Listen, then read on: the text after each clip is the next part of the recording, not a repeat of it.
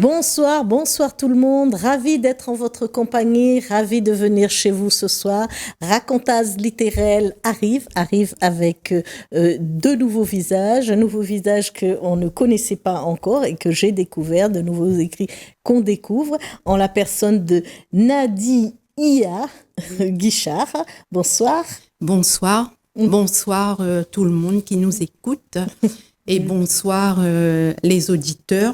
Oui. Je suis très contente d'être là ce soir avec toi, Colson, pour parler de mon livre. Merci. Donc, aujourd'hui, tu as déjà écrit pas mal de livres, mais aujourd'hui particulièrement, on parlera de Les ailes du savoir. Oui. Les chroniques d'un enfant précoce, donc c'est le livre dont on parlera ce soir. Mais avant tout, pour un peu te présenter, donc elle est médiatrice du patrimoine. Oui, je sais pas, on va nous expliquer ce que c'est. Écrivaine, art thérapeute et artiste peintre, poète, et ça fait beaucoup de dénominations. voilà. Donc ça consiste en quoi, médiatrice du patrimoine? Je travaille tout simplement en médiathèque, donc c'est adjointe du patrimoine. Ah d'accord, c'est le nom qu'on donne. Oui. Ah oui, donc c'est le grade que j'ai à la médiathèque. À la médiathèque. Voilà. Je me suis dit, mais qu'est-ce que ça peut être, médiatrice du patrimoine? Tout simplement. Ah oui, c'est super. Et donc, j'ai vu que vous avez écrit énormément de livres, dont le premier Mots au parfum d'île. Oui. Donc, c'est un recueil de poésie, oui. C'est ça, et oui. qui parle un peu, beaucoup d'harmonie, c'est ça, beaucoup d'harmonie. C'est beaucoup de poésie sur le développement personnel. Et en fait, je l'ai écrit ce livre pendant que j'étais malade. Ah oui. Et j'ai une grave maladie, et c'est de là que l'écriture est venue. Et maintenant, je peux dire que l'écriture, c'est un peu mon souffle de vie. D'accord. Si je n'écris pas, je n'existe pas. Comme une thérapie. Oui. Comme une thérapie. Parce qu'il y en a beaucoup qui écrivent aussi par thérapie, parce que ça soigne. On peut se soigner par l'écriture. Oui, voilà. Ah ouais, c'est très bien. Voilà. Et donc, j'ai publié le premier. Oui, celui-là. Voilà. Ensuite, celui-là. Ouais, Danse de l'esprit, poème et haïku. Oui. Et donc, ça, c'est un comité de lecture. Ils ont choisi mes poèmes. Et Danse de l'esprit, ça équivoque tout ce qui est dans le psychisme, tout ce que... c'est un peu, en début du livre, il y a beaucoup d'haïkus. Oui. Et aussi beaucoup de poésie sur le développement personnel. Et j'écris beaucoup avec authenticité. Avec le cœur. Avec le cœur, avec les émotions. Et j'écris beaucoup les émotions de mon âme. Voilà. Ouais. C'est très bien. C'est très bien. Merci de nous le faire partager. Et j'ai vu que vous avez emmené un autre. D'ailleurs, c'est le titre, les émotions. Voilà. Qu'est-ce qui fait vibrer mon petit cœur? Les émotions. Voilà. Oui. Et ça, c'est le tout premier livre que j'ai écrit, mais que j'ai décidé de ne pas le faire vendre en librairie, parce qu'il y avait 2 coquilles à l'intérieur. Ah oui, d'accord. Voilà. Ça arrive. Voilà. Et donc là, on a l'impression que c'est un peu plus adressé à un autre public. Par rapport aux autres. Hein. Voilà, aux enfants. Oui. Et pourquoi vous avez fait ça pour les enfants? Vous avez l'impression que les enfants aussi ont besoin qu'on parle de leurs émotions? Oui, parce que je me suis rendu compte, même chez les enfants, même chez les adultes, parce que je suis une future art thérapeute certifiée bientôt. J'espère pouvoir très prochainement mener mes ateliers. Et je me suis rendu compte dans mes ateliers que les gens s'arrêtaient seulement à émotion. Oui. Et beaucoup actuellement ne savent pas vraiment mettre des mots sur les émotions. Par exemple, ils disent on a peur, mais vous leur demandez d'expliquer, de rentrer dans le vif du sujet, qu'est-ce qu'une émotion, ben, ils sauront pas. Et il y a 2 semaines de ça, j'avais animé gratuitement avec des ados, des adolescents précoces, justement.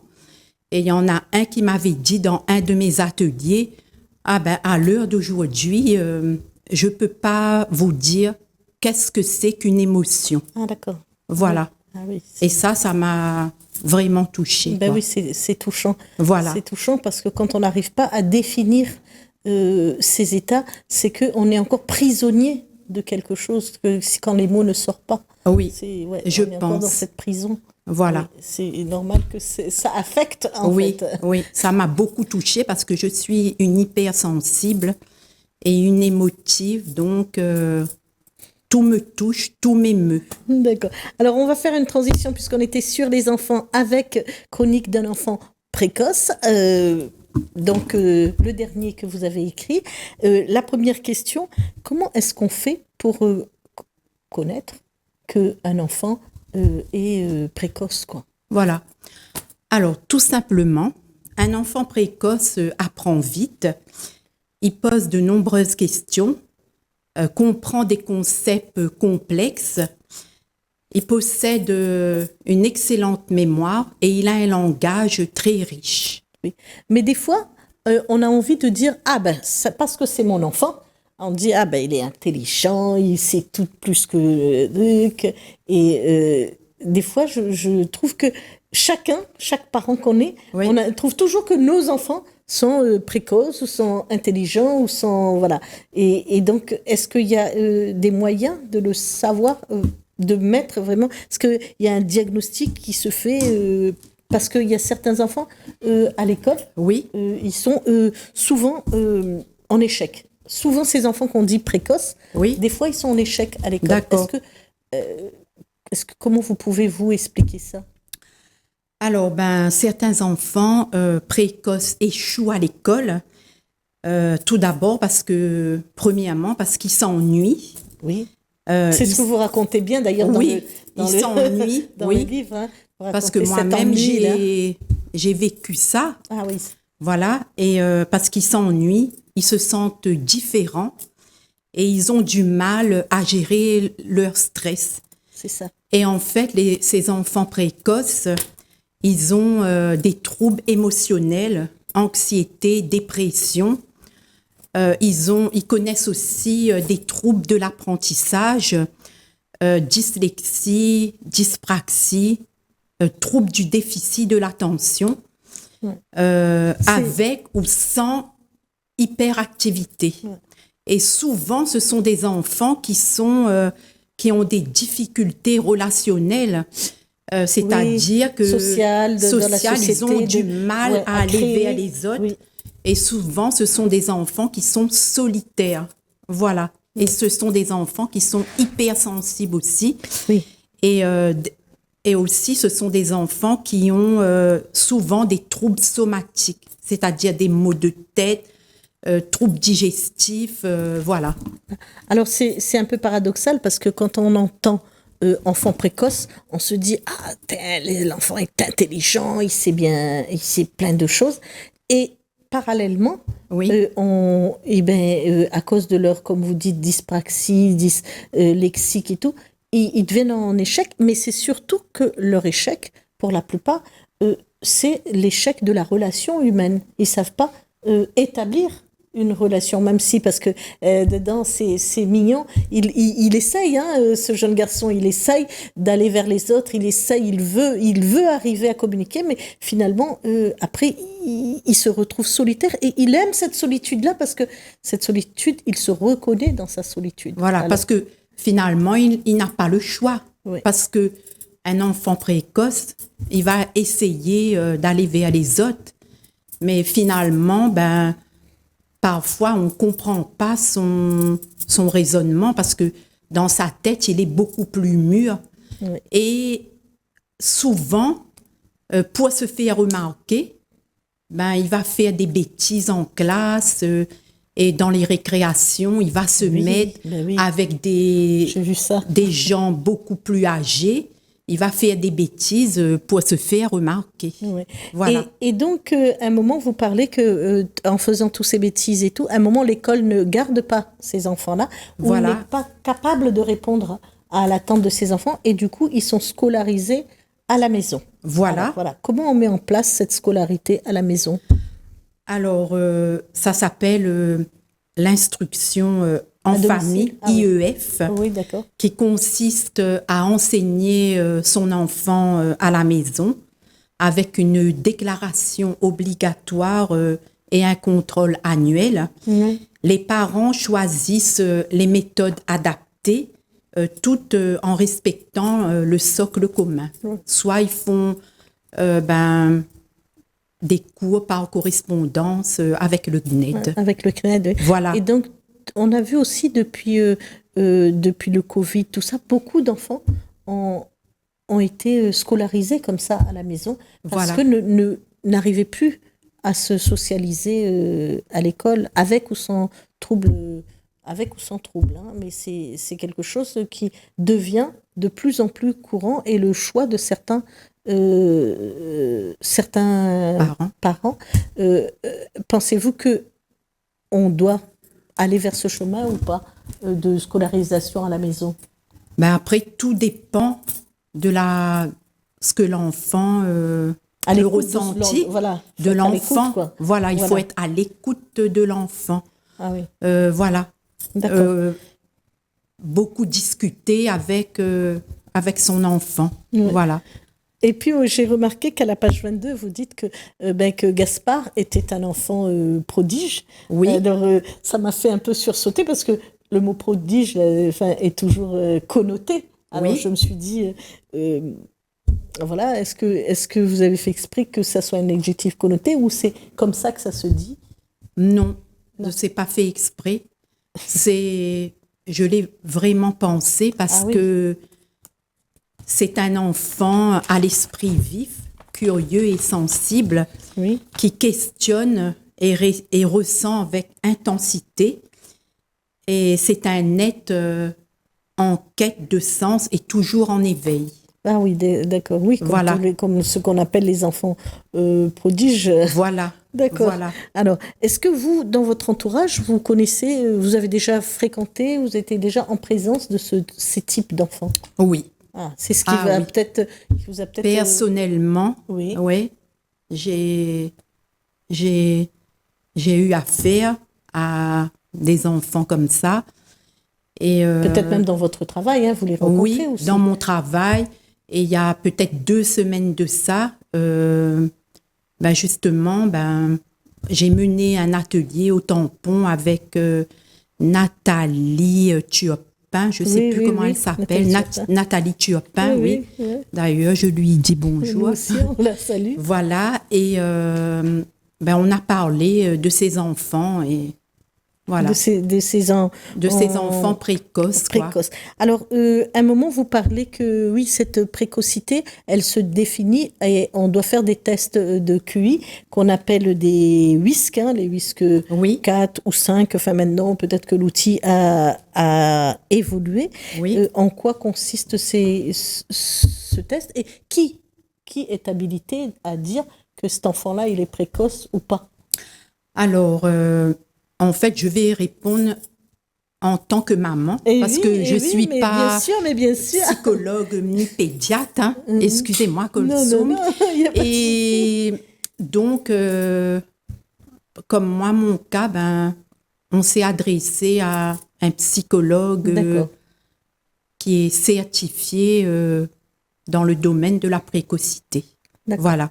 Ouais. Et c'est après, à la suite des tests, c'est une psychologue qui vous dit si l'enfant est précoce ou pas. Moi, je me suis posé la question en me disant, est-ce qu'à La Réunion, il y a des écoles pour ces enfants précoces où on pourrait les regrouper tous, ou bien est-ce qu'il y en a qu'une en métropole ou ailleurs? Voilà, je n'ai pas vraiment trouvé de réponse ici. J'ai vu des petits groupes, mais je n'ai pas vraiment vu de réponse qui peut nous dire s'il y a une école ici ou quelque chose, je ne sais pas. À l'époque, j'avais entendu parler qu'il y en avait une à Saint-Leu, mais je ne sais pas. Oui, mais je n'ai pas retrouvé. Voilà, peut-être depuis le temps, ça a été fermé, mais actuellement, de ce que j'entends, faut qu'ils partent. Les enfants sont scolarisés dans les écoles, les écoles primaires. Et à quel âge à partir de quel âge vraiment on peut dire oui, là, il est précoce? Parce que moi, je vois mon petit-fils, par rapport à son père ou aux autres, il sait faire des choses, mais des fois extraordinaires. Oui. Bon, j'ai pas l'impression qu'il soit précoce, mais je dis, tiens, c'est...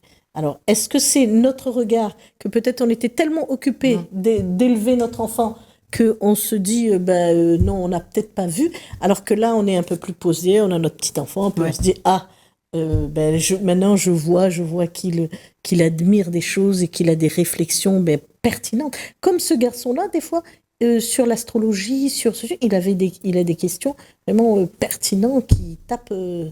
voilà. Pour moi, il n'y a pas d'âge. Parce que, vous savez, à partir du moment où les parents voient les signes, c'est à ce moment-là qu'ils peuvent aller voir une psychologue pour passer les tests. Ah, d'accord. Et là, dans mon entourage, je connais même une adulte qui va peut-être se faire dépister parce qu'elle a des doutes. Des doutes. Voilà. Ah, par rapport à elle-même. Oui, par rapport à elle-même. Ah oui.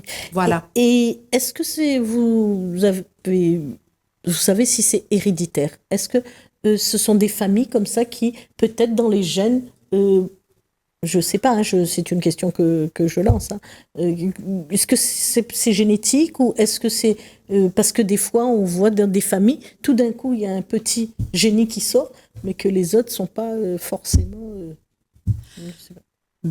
Après, il n'y a pas vraiment d'études qui a prouvé ça, que c'est héréditaire. Oui, mais oui. Voilà. Mais parfois, moi, il y a 2 semaines de ça, à la médiathèque du Tampon, il me semble que dans la famille, il y avait quelqu'un qui était précoce et l'enfant a été précoce. Oui, parce que votre Gaspard, là, dans votre personnage dans le livre, Gaspard, lui, c'est déjà, on est en grande section de maternelle quand déjà tout le monde se pose sérieusement cette question. Alors, le temps passe, le temps court, le temps court. Je vous avais demandé d'emmener un objet qui vous caractérise. Oui. Alors, il y a déjà... Montrez-le. Voilà. Là. Oui. Alors, il y a le pinceau. Parce que j'adore peindre, j'adore la peinture. Bien sûr. Et le stylo, parce que j'adore écrire. J'écris tous les jours et j'adore peindre tous les jours. Comment ça vous est arrivé, la peinture? Parce que tout à l'heure, vous nous avez raconté comment vous êtes rentré dans l'écriture. Et la peinture, ça arrive en même temps? Oui. En fait, dans ma maladie, tout est arrivé. Ah, d'accord. J'ai écrit les 2 livres. Oui. En même pas 2 mois. Et j'ai voulu peindre et je suis aussi devenue art-thérapeute. Ah oui, d'accord. Voilà. Ça a déclenché quelque chose en vous et qui, comme une envie de tout découvrir et de tout faire. De tout faire. C'est ça. D'un coup. C'est très bien. Est-ce que vous avez un livre là en préparation ou quelque chose qui nous attend? Oui. Toujours dans le même thème? Non. Ce sera un roman cette fois-ci. Et mais je pense que je serai obligée encore d'éditer en métropole. Ouais, c'est un peu. Voilà. Voilà. Alors, on vous remercie d'être venu sur notre plateau. Merci de partager ces moments et de parler un peu de ces enfants un peu particuliers avec nous.